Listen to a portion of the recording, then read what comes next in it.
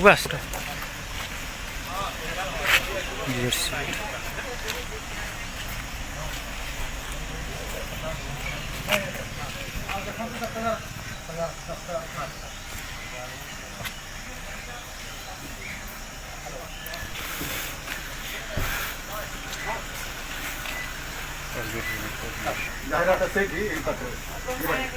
हाँ ठीक है भाई ना पाम पछु चल भाई पछु चल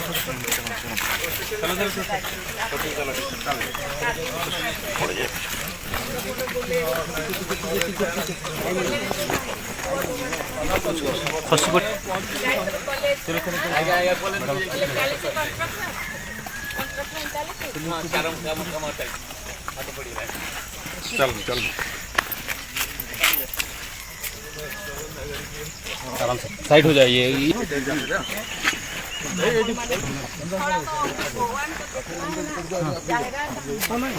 नेताजी जाएंगे और कोई अंदर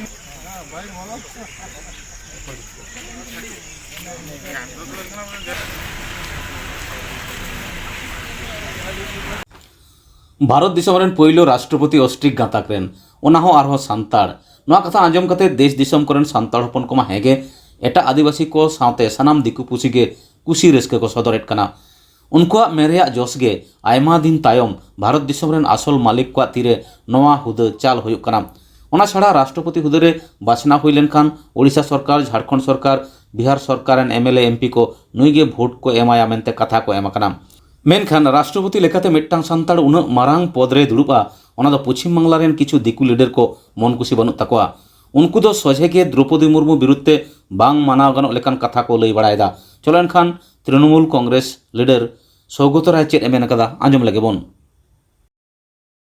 মোদির স্ট্র্যাটেজি হচ্ছে কম ওজনের প্রার্থীকে রাষ্ট্রপতি করা। এর আগে রামনাথ কোবিন্দকেও কেউ চিনত না, উনি একবার রাজ্যসভার মেম্বার হয়েছিলেন আর একবার ওরাই গভর্নর করছিলেন, তাকে রাষ্ট্রপতি করলেন। 5 বছর তার আওয়াজ কেউ শুনতে পায়নি, তারপর নীরবে তাকে সরিয়ে দিল। দ্রৌপদী মুর্মু একটা রাজ্যের সবচেয়ে বড় পদ ছিল প্রতিমন্ত্রী, পুরমন্ত্রীও কোনো রাজ্যে ছিল না, বিএ পাস স্কুলের টিচার, আর একবার ওই বিজেপির কল্যাণেই রাজ্যপাল হয়েছিল। ওজনে খুব কম।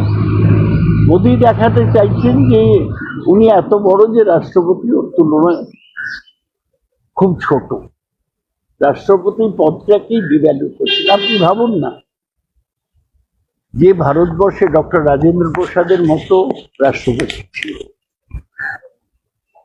ম্যাট্রিক থেকে এমএ সব first class pass. Doctor Radhakrishnan ছিলেন, যিনি বিশ্ববিখ্যাত দার্শনিক। ডক্টর জাকির হোসেন ছিলেন, যিনি বিশ্ববিখ্যাত শিক্ষাবিদ। সেই জায়গায় তুলনায় কি দ্রৌপদী মুর্মু আসে? মহারাষ্ট্রে এর আগে 3 বার বিজেপি কেন্দ্রীয় নেতৃত্ব মহারাষ্ট্রে সরকার ফেলার চেষ্টা করেছে, পারেনি। এখনো সেই একই চেষ্টা, একই টাকার খেলা। তবে আমার খুব ভরসা আছে শরদ পাওয়ারের উপর, উনি গিয়েছেন, নিশ্চয়ই সামলাবে। বিজেপি সবসময় বিরোধী দলের সরকার ফেলে দেবার চেষ্টা করে। এর আগে কর্ণাটকে করেছিল, সফল হয়েছে, মধ্যপ্রদেশে করেছিল, সফল হয়েছে, রাজস্থানে করেছিল, সফল হয়নি।